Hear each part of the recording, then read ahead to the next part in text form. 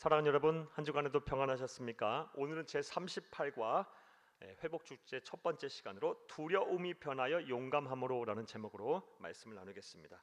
여러분 가지고 계시는 구역공과 196페이지를 펴시고 함께 읽어가면서 은혜를 나누겠습니다. 나눌 말씀은 에베소서 2장 10절 그리고 창세기 28장 10절에서 19절 두 말씀을 보겠습니다. 외울 말씀은 창세기 28장 15절입니다. 함께 읽겠습니다. 내가 너와 함께 있어 네가 어디로 가든지 너를 지키며 너를 이끌어 이 땅으로 돌아오게 할지라. 내가 네게 허락한 것을 다 이루기까지 너를 떠나지 아니하리라 하신지라. 아멘. 자, 읽겠습니다. 야곱은 우리가 잘 알다시피 이삭의 쌍둥이 아들 중 둘째입니다. 그는 그의 쌍둥이 형 에서와는 참으로 많은 면이 달랐습니다. 형 에서는 성품이 호방하며 거칠 것이 없는 남자다운 성품을 가졌으나 단순해서 치밀하게 생각을 하지 못하는 사람이었고, 반면에 야곱은 겉으로는 유약해 보이지만 욕심이 많고 이기적이며 머리 회전이 빠른 교활한 사람이었습니다. 무엇보다 야곱에게는 장자권에 대한 욕심이 있었습니다. 그래서 면밀히 계획을 세워 사냥 후 돌아와 허기진 에서에게서 팥죽 한 그릇으로 장자권을 가로챘습니다. 그런 후 아버지 이삭이 나이가 들어 형 에서에게 장자의 축복 기도를 하려 했을 때 자신이 에서인 척하면서 연로한 아버지를 속이고 장자의 축복 또한 도둑질했습니다. 이러한 사실을 뒤늦게 에서가 알고 아버지 이삭에게로 달려가 대성통곡을 하며 자신에게도 축복을 해달라고 했을 때 에서가 받은 기도는 장자의 축복을 가로챈 동생을 죽을 때까지 섬길 것이라는 것이었습니다. 당연하게도 에서는 매우 분노하여 야곱을 죽이겠다고 칼을 갈았고 결국 야곱은 야반도주를 해야 했습니다. 야곱은 어머니 품에서 온실의 화초처럼 자라온 사람입니다. 그런데 아버지 집인 브엘세바로부터 외삼촌의 집인 하란까지는 약 600km나 되는 거리를 도망쳐야 했습니다. 필시 그의 마음은 두려움으로 가득했을 것입니다. 혼자서 낯선 길을 가야 한다는 미래에 대한 두려움, 분노한 형에게 목숨을 잃을 수 있다는 두려움, 다시는 사랑하는 가족을 만나지 못할지도 모른다는 두려움, 앞으로 무엇을 하고 살아야 하는지에 대한 두려움 등으로 가득했을 것입니다. 자, 생각해보면 야곱이 느꼈던 두려움은 우리도 세상을 사는 동안 똑같이 느끼는 감정입니다. 여러분, 이제부터 주치입니다. 우리에게도 미래에 대한 불확실로 오는 공포와 두려움이 있습니다. 또한 사랑하는 사람과 헤어질 것이라는 두려움도 있습니다. 무엇보다 죽음에 대한 두려움과 공포에 사로잡혀 있는 분들이 많습니다. 주쳐놓습니다. 그래서 하나님이 준비해 놓으신 축복의 선물을 풀 기회조차 갖지 못하고 평안과 기쁨 없이 숨죽이고 긴장하며 살고 계신 분들이 많습니다. 자, 그런데 본문을 보면 하나님께서 이런 야곱의 두려움을 회복시키기 위해서 하나님이 일하셨습니다. 그리고 야곱은 그런 하나님의 일하심에 온전히 화답하여 회복을 이루었습니다. 즉, 그는 두려움이 많았던 자였는데 용감한 자가 된 것입니다. 자, 그렇다면 좀 더 구체적으로 생각해 보겠습니다. 자, 이제부터 주치입니다. 야곱은 어떻게 해서 자신의 두려움을 떨쳐버리고 용감한 자로 회복될 수가 있었을까요? 오늘 전체 내용에 대한 문제 제기입니다.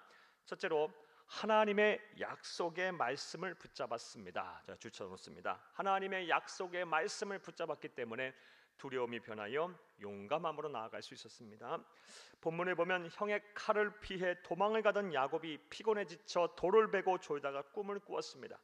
꿈속에 땅에서부터 하늘에까지 닿아 있는 긴 사닥다리가 있는데 천사가 오르락내리락 하고 있었고 사다리 맨 위에는 하나님이 계시는 것이었습니다. 그리고 하나님께서 야곱에게 약속의 말씀을 주셨습니다.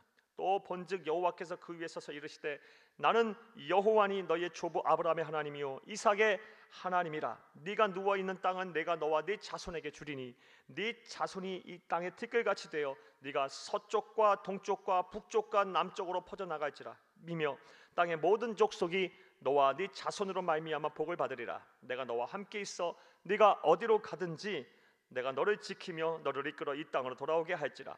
내가 네게 허락한 것을 다 이루기까지 너를 떠나지 아니하리라 하신지라. 창세기 28장 13절에서 15절까지 말씀입니다. 그 약속의 말씀은 먼저 야곱의 자손이 잘 되고 번성하게 하여 그를 통해 많은 사람들이 복을 받게 하신다는 것이었습니다. 그 다음 약속은 하나님께서는 야곱과 함께 하셔서 어디로 가든지 지키고 보호하시겠다라는 것이었습니다. 나아가 야곱의 갈 길을 인도하시겠다라는 것이었습니다. 자, 이제부터 괄호합니다.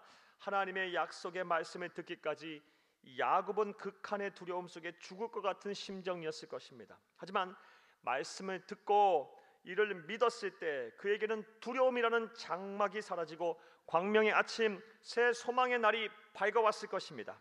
따라서 지금 우리도 두려움 속에 갇혀 있다면 야곱처럼 하나님의 말씀을 듣고 우리에게 주신 약속의 말씀을 붙잡아야 합니다.까지 괄호해 놓습니다. 첫 번째, 대지에 대한 구체적 실천 사항입니다.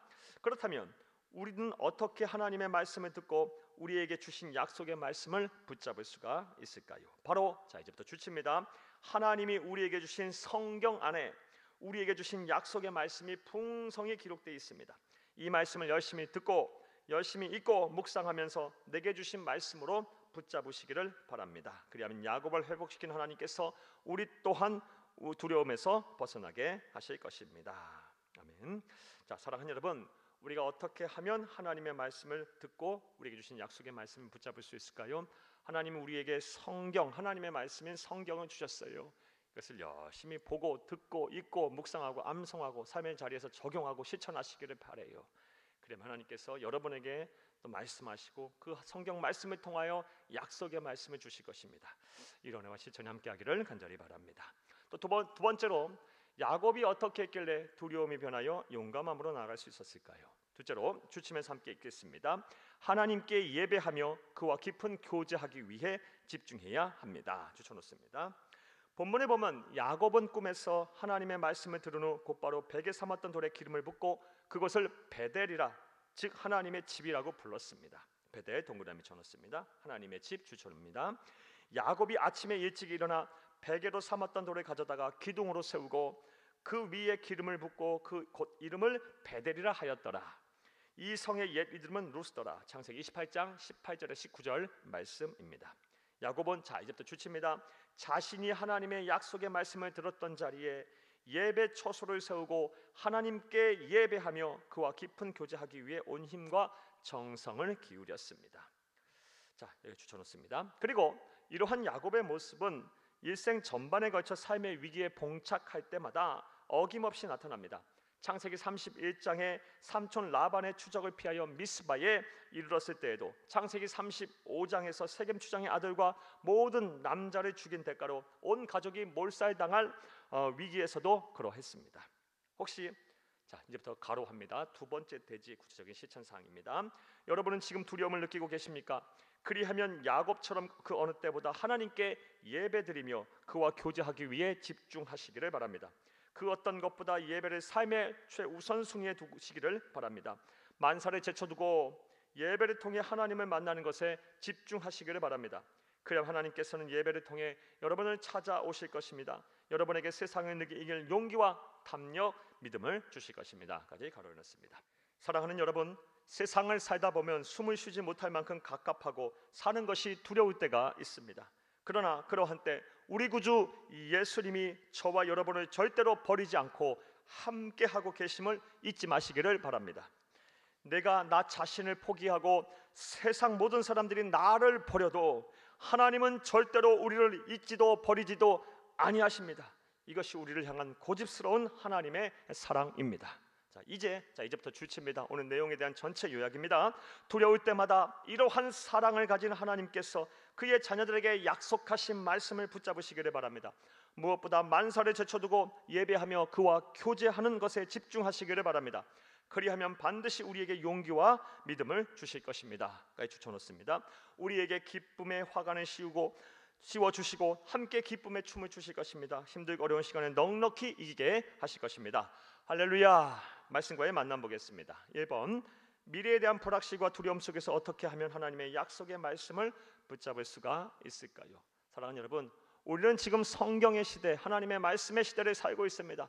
하나님께서 우리에게 주신 이 성경 말씀을 통해 우리는 하나님의 음성을 들을 수가 있습니다. 하나님의 말씀인 성경을 가까이 하시기 바랍니다. 열심히 보고 듣고 읽고 또 또 묵상하고 암송하고 공부하며 또 삶의 자리에서 무엇보다 실천하고 적용하시기를 바랍니다.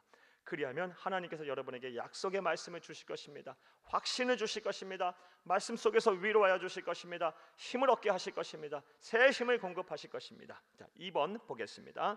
야곱이 하나님의 말씀을 들은 후에 말씀을 들었던 자리에 무엇을 세웠나요?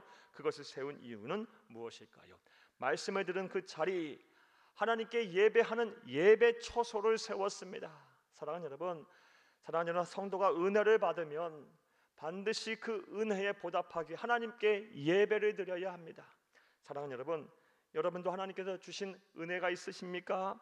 하나님으로부터 말씀을 들었습니까? 그러면 더욱 예배에 집중하여 그 은혜에 보답하시기를 바랍니다. 자, 3번 보겠습니다. 세상의 모든 사람이 나를 버린 것 같고 나도 자신을 포기할 만큼 두려운 상황이 있었다면 생각해보고 어떻게 하면 그런 상황을 극복할 수 있는지 함께 나누어 봅시다. 오늘 본문 말씀을 통해서 야곱에게서 우리는 귀한 교훈을 배웠습니다. 두려움이 변하여 용감함으로 나아가려면 하나님이 주신 약속의 말씀을 붙잡아야 합니다. 그리고 더욱 예배에 집중해서 주의 전에 나와 함께 예배함으로 하나님과 깊은 영적 교제를 나누어야 합니다. 그리하면 성령 하나님께서 우리를 더 잘하시고 우리를 더 사랑하시는 성령 하나님께서 우리의 마음을 지키실 것입니다. 우리의 생각을 지키실 것입니다. 두려움이 변하여 용감함으로 나아가게 할 것입니다. 세상 앞에 당당한 그리스도인이 되게 하실 것입니다. 이런 은혜와 실천이 저와 여러분 가운데 가득하기를 간절히 주의 이름으로 축복합니다. 감사합니다.